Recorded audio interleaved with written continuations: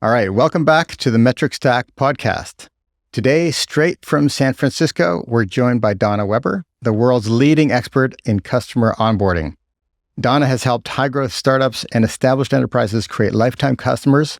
And I'd encourage everybody to check out her new book as well, Onboarding Matters: How Successful Companies Transform from New Customers into Loyal Champions. My name is Allan Villa, and I'm joined, as always, by my co-host, Lauren Thibodeau. Donna, welcome to the show. Thanks so much. Oh, thanks for having me here, Allan and Lauren. It's a real pleasure. I'm excited for our conversation today. Thanks so much, Donna, and great to see you again. I know we've worked together, and I'm excited for listeners to hear from your incredible experience in this space. So we're going to talk today about time to value. And before we do, could you just set the stage for us? What's the context that people should be kind of having in mind when they're thinking about this metric? Well, so I work with a lot of companies, high growth companies, focusing on customer onboarding and implementations and enablement. And a lot of companies get very focused on their product, the deployment, the go live. But I'm always looking at, well, how are you delivering value to your customers so that they stick around and they buy more? And when you say onboarding, you're talking about the whole spectrum, everything from like product-led onboarding to the customer success teams to the documentation. What's the scope of what we're talking about here? Yeah, absolutely. Too often companies equate onboarding with implementation, that they see it as a synonym. But I broaden that definition to creating relationships with customers. And of course, it includes the kickoff and the implementation that we're familiar with, but it needs to be more than that. Because just because your product is live doesn't mean it's delivering any value. I worked with one company, then they said, great, when we started talking about value and first value, they said, well, we'll get our users to log in. And logging in does not deliver value to anyone. And Lauren and I have talked about and written about, our goal is not to just make our customers master button clickers in your product. The goal is to make them heroes. And generally, people buy or companies buy your products to save money, to make money, to save time, or to be compliant. So if you're not helping them reach those specific goals, you're not delivering value. That's great. And Donna, is this a metric that's relevant both for kind of enterprise companies and companies that are selling even business to consumer solutions? Absolutely. I mean, if you think about it, Lauren, let's say you recommend a mobile app. And, you tell me that, I'm like, great, I download it. But if I don't get any value from it, I'm probably never going to even look at it again. I don't know about you, but I have several unused apps on my phone that I'll delete when my storage starts to hit the limit. So I need to get value there quickly if they want me to not just use it, but recommend it to somebody else. And we often think about that initial sale, but there's actually 3 sales. There's the first sale, there's the expansion sale, and then there's the referral sale. And even in B2C, so back to that mobile app, how many apps are free, but that they have in-app purchases?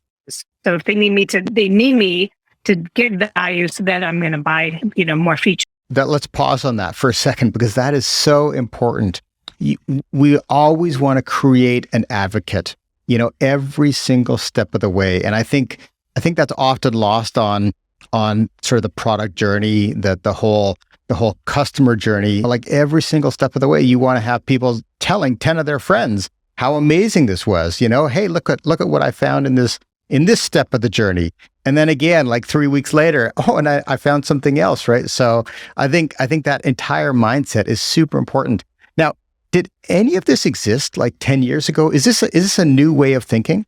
Well, I think 10 years ago, there was in high tech, it was all about, probably 20 years ago, it was all about the killer app. Everyone was going to make the killer app. And those were the days where, creating software was more challenging. But now it's so much easier to create software, and likely your competitors are doing something very similar to your platform. So software is becoming more and more of a commodity. And what sets companies apart becomes more and more the relationship. And research from McKinsey and Bain shows that customers are seeking relationships. And, I do see that in the B2C world, there's some more understanding about the psychology, about the way our brains work for purchasing and using. products. And we have a huge opportunity in the business to business, in the B2B space to seize upon that. Because Allan, even though you're a CEO and maybe you're my buyer and I'm looking at Klipfolio as my customer, you're still a person who has all these consumer experiences that we're all familiar with now. So, in the B2B space, we're expecting that more and more. Yeah, I think that's so true. At the end of the day, we still have the same brain, right? I mean, it's still sort of the emotional, the anxieties of learning something new, or the fundamental fears about, not succeeding, right? So I think that's the same whether you're an enterprise buyer or you're a consumer buyer. So, and you're right too, like today's environment is so much more crowded. So we need different ways to sort of relate and make that journey really special, even though our products may be very similar to our competitors' product. And I've been thinking lately where, we've been in this world where people have been at home a lot more. And so they've jumped online for buying things and having online experiences. Yet at the same time, we're expecting all this personal treatment of, I want this delivered to my door. So in my neighborhood, I can't tell you, people are delivering coffee, they're delivering meals, delivering clothes, delivering diapers. There's a truck pulls up, a big van to groom pets. So I think it's interesting, like we're way beyond the time, that era where we had milk delivered to our doorstep. But in some ways, we've got this digital world, and then we are wanting things delivered to our doorstep. I think it's going to be this really interesting blend. And I see a lot of companies get kind of fixated, high touch, low touch, digital touch, which one? And I think it's hybrid. You might have this very high touch engagement, but digital moments. You might have working very high touch for, let's say, just for onboarding, and then you move to a low touch. Companies need to think a lot more about the right touch at the right time to deliver value. And all of those touches must be about delivering value. I love that. The right touch at the right time to deliver value. You heard it here, folks. This is great. Can you get into some nitty gritty with us for a second, Donna, and just explain, how do we actually calculate this metric, time to value, and where are you seeing companies actually kind of record it and look at it? Well, so first of all, there's more talk about it. I'm not seeing a lot of companies actually track it. But before you can start tracking time to value, you need to know what value means. And it's not just for you as a company, it needs to be meaningful for your customers. So for example, I talked with a company that has, an IoT device, Internet of Things. It's a monitor that gets attached to an electrical, I think it's the cord or the plug in manufacturing plants. So their implementation time is very short. It might take 3 minutes, right? But that doesn't mean customers are getting any value from it. The value comes when they provide the analytics, the dashboards, the insights. So you need to start thinking about that value from the customer's perspective, not just, it's deployed, checked, and just hope they get value. You need to know what is driving, what behavior to drive. Another company has a workflow automation platform, and they find that when customers use their product for 2 or more workflows, they're much more sticky. And a lot of customers would get pretty stuck on their first workflow and would not expand. So how are you going to drive that behavior to get to that second workflow? And that might be through in-product guidance. That might be through self-paced learning pathways. That might be through high-touch strategic customer success manager. It doesn't matter. But you need to know what's meaningful to your customer and how you can get them to that initial value stage. Once you know what the value is, you start to track how long it takes to get there, and then you start to look at how you can reduce that time. So I know a lot of, at least a lot of software companies talk about activation. You want to get to an activated user, right? And I think, the famous use case was for Facebook or LinkedIn, you had to have 7 contacts before you were activated. Is that similar to your definition of, there's something in the customer's initial journey, that gets them to value? Is that similar to this concept of activation? Well, when I work with companies, I like them to think beyond their platform. So for example, I worked with a company that provides a marketing platform for real estate agents. And what happened was the real estate agents, their customers were pausing and canceling subscriptions because they were promised all this stuff about the platform. And then they're sitting around waiting for weeks and just with nothing. And so they're like, well, forget it. So, and also their sales cycles are very short. So I think there's more of a kind of B2C approach, right?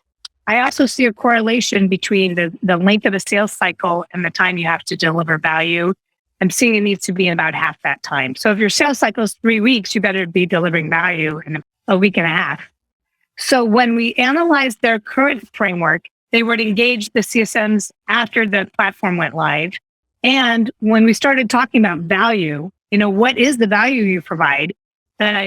We brought in founders and executives, and it was this big discussion. And what I heard was that our platform is not so different from our competitors. What sets us apart is our exclusive community, our strategic coaching, our thought leaders. Our founders are amazing thought leaders. So what we did was the minute the deal closes, we send out a welcome email. We schedule a meeting with the CSM, like in the first week. And then that CSM, while it takes about 4 to 6 weeks to get the platform deployed, while the deployment's happening, the CSM is delivering strategic coaching and getting them access to the community and all this amazing content. So they're getting value immediately in week one. And then when the platform's live, they're ready to be all over. So I think that's an interesting lesson too, right? So many of my peers really focus on just the product journey, right? I mean, we're PLG obsessed. Everything has to happen inside the product and it's self-serve and super efficient.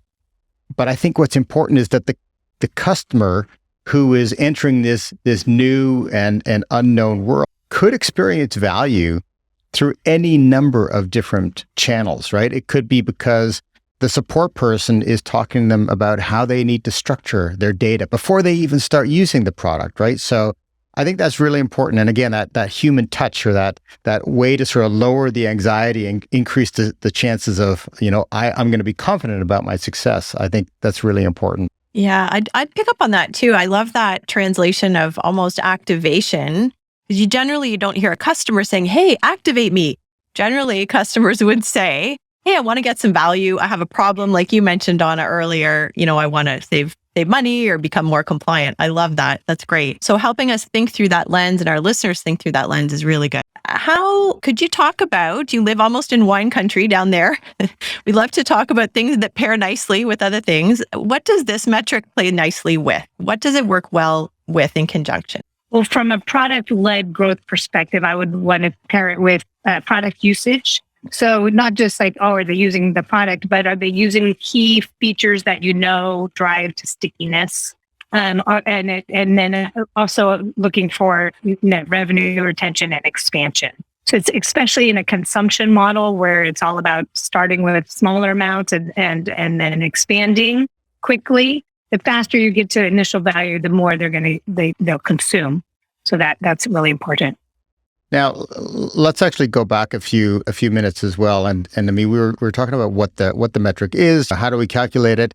And you gave a few examples of where the measurement or the time at which the customer sees value, it may be, you get that through an interview or you get that through a survey. How is a company supposed to actually accurately over time track this metric so that they can see if certain programs or certain product changes or resource changes internally that they're actually making a difference? Well, like I said, you really need to define what the value is. And then once you can define it, then you can start to track it. So it may be with that a company I shared about, it might be that they've received some value after 3 coaching sessions, if that's deemed. I want to give some examples also about how you can shorten time to first value. Mm-hmm. All right. So just let's say we have 2 examples if we have time. Yeah, we have tons of time. Keep going. So one is I'm working with a big data platform. They do ETL, which is extract, transform, and load. And so it's like, well, when is onboarding done? And when do they get to value? Well, when they're in production. Well, what's production? Is that all their data? That could take 6 months or a year to migrate all their data over. So what we decided was we were going to have one distinct use case. And that, so rather than doing all their data during the initial stages of onboarding, they work customer to just define that initial use case. And then when that use case goes live, when that's deployed in production, then that's onboarding is done, and that is value. And we looked at how we can get there even faster is by leveraging what the pre-sales teams, the sales engineers are doing with their proof of concept. So now the pre-sales team passes over all the assets from the proof of concept to the post-sales team. They have technical success managers, data scientists, And so now they're not like recreating the wheel, bam, they can. And so maybe even in the kickoff meeting, they're delivering some value because they have all that. So that's one example. Go ahead, and then I'll jump in about another one. Yeah, I was going to say this concept of time to value is really like I think people's patience is getting less and less, right? And I mean, you had that sort of rule of thumb. If the sales cycle takes X, time to value should take half of that, right? So I'm definitely curious. I definitely continue with your second example. I'm curious to see if there's other sort of best practices to really think about how do we really skinny that down so that we get to time to value as quickly as possible. Well, so another example, I've done this with several companies now, where they needed the customer's data or access to data or maybe a third party, and that's holding up the implementation. And I just want to highlight that the value is important, one, for customers, but internally, some companies cannot recognize revenue until they've hit a certain milestone, until they've delivered value or have gone live. So, for example, I worked with a company that provides software and hardware for medical practices, and they need access to all the insurance companies, all these third-party vendors, which can take a long time. So you might be sitting there waiting months just to get access. So what I like to do when anything is taking a long time, we move that upstream. And so during the sales cycle of the last stages, we start to tell them we need access to these, to this data. We need access to these third party. You need to start setting that up now. There's a time that it's appropriate. Yeah. They're like 80, 90%. Yep. So now we're starting to get that, and we're going to be able to deploy much more quickly. And back to that marketing platform. So they needed the marketing listings for real estate agents. So that they might take 3 weeks for the agent to get to them, give them that. So now we have them do that in the sales cycle. Like here's and we created a online form where they can just enter everything. And so like get those things done. Or I'm just on a roll. Or another company I worked with, they found that the whole data migration was that when they got their first report, it was like that was the value. So they just sell a package. We do all that data migration for you. If that's a blocker, take it off the table. Do it for them. Deliver value. Donna, this is pure gold. Like this is amazing stuff. So tell me, I have two questions. Like, who should own this in a company? Because like the two groups that come to mind, obviously, are customer success and product on the other hand. So let's talk about who should own that, and maybe it's a blend, maybe it's different depending on what kind of a company you're running. It depends on the company. I mean, if it's a higher touch, I would onboarding and customer success. If it's a product-led growth, then it'd be more likely a product. If it's product, more of a digital touch than product. Yeah, and just an example, like I worked with a different big data platform, and they're moving half of their customers to self-service. So we were mapping out a self-service onboarding journey, and actually it's from trial to confirm. And so I went through their existing journey, and it was confusing. There's these there's these cliffs that people just completely fall off, right? And then when I get through that, then I land places where it's like, here's 4 links to click on. Like, I don't want 4 links. Just give me the one thing to do. Or this was like connected with Azure and AWS. And I literally landed in the Microsoft, learn everything Microsoft training site. Like, no, just get me to that one Azure thing I need to do to hook up my Azure to your platform. We talked about the right touch at the right time, but the right content for the right user at the right time. Like, you need to be prescriptive. If it's in product, it needs to be prescriptive per persona. So, for example, a data scientist is going to have a different value point than a data analyst, than a data admin. So you need to know your users and drive that behavior. Don't just hope they're going to Oh, great. I landed on AWS documentation site. That's what happens. Yeah, I mean, we often talk. So, I mean, we're going through this all the time at Klipfolio, and we often talk about, what is the green thread that we want somebody to follow? And you're right, you have to sort of segment that by persona, right? So, for the founder exec persona, one of the personas that we have, let's give them this beautiful guided and let's fill it in with words that sort of lower anxiety and sort of tell them what the next step is. I mean, it's hard, right? But the question that I had was, what are sort of the everybody knows the chart that, users come in at the top of the funnel. And then if you're lucky, you get 90% of them actually moving on to day 2. If you had sort of your best case scenario of good onboarding versus almost no onboarding, how much can onboarding change that needle? Well, as we're talking, Allan, I'm thinking about from a sales funnel, companies know how to deliver the right content to the right persona at the right time. I mean, that's just a given. It's a given. And they use data to analyze every step of it. And in the post-sales journey, we need to be having that same kind of sophistication. And sales and marketing, I've been doing that for 10 years now, and customer success is still maturing. But that's where we need to be, is like measuring the data and knowing. So, then you can deliver more of that personalized digital touch. But wherever you are in your journey, you're getting the right thing. Too many companies they do this like, let me show you everything about the product.